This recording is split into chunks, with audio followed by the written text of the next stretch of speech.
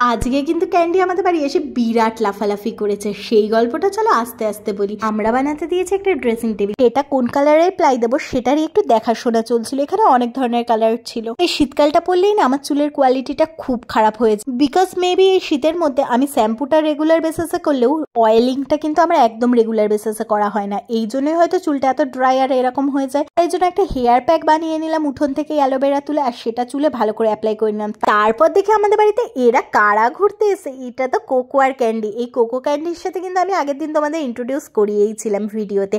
আর আজকে ওরা আমাদের বাড়ি ঘুরতে এসে, তাই কি খেতে দেবো ভাবতে ভাবতে দুটো বিস্কুট এনে দিলাম। ক্যান্ডি দৌড়াদৌড়ি করতে এতটাই ব্যস্ত ছিল যে ও কিন্তু বিস্কুটটা আর খায়নি, কিন্তু কোকো একটু একটু খেয়েছিল। ওরা কিছুক্ষণ দৌড়াদৌড়ি করার পর চলে গেল বাড়িতে, আর আমি এখানে চলে আসলাম সান। তাদের উপরের টপটাতে এই ছোট্ট ছোট্ট চুটকি জবাগুলো হয়েছিল, যেগুলো দেখতে কিন্তু বেশ ভালো লাগে। আর বিকালবেলা রাখি আর আমি বেরিয়েছিলাম একটু হাঁটতে। আজকে পড়েছিল প্রচন্ড ঠান্ডা, তাই জন্য মাঠের দিকের ভিউটা কিন্তু আজকে খুব ভালো লাগছিল। কুয়াশায় ঢাকা মাঠের মধ্যে হলুদ সর্ষে ক্ষেত, ইমা তার মধ্যে ওই দূরে আগুন জ্বলছে কেন দেখার জন্য আমি আর কি দৌড়ে যেতেই দেখি ধান কাটার পর যে অবশিষ্ট আগাগুলো পড়ে থাকে সেগুলোতে আগুন জ্বালিয়ে দিয়েছে। এটা দেখে কিন্তু আমরা খুব খুশি হলাম। কেন বলো তো? কারণ এই ঠান্ডার মধ্যে ওই আগুনের তাপটা পেয়ে একটু গরম গরম অনুভব করলাম, আর এই জিনিসটার এখন কিন্তু খুব দরকার ছিল। আগুনটা পেয়ে তো আমরা বেজায় খুশি।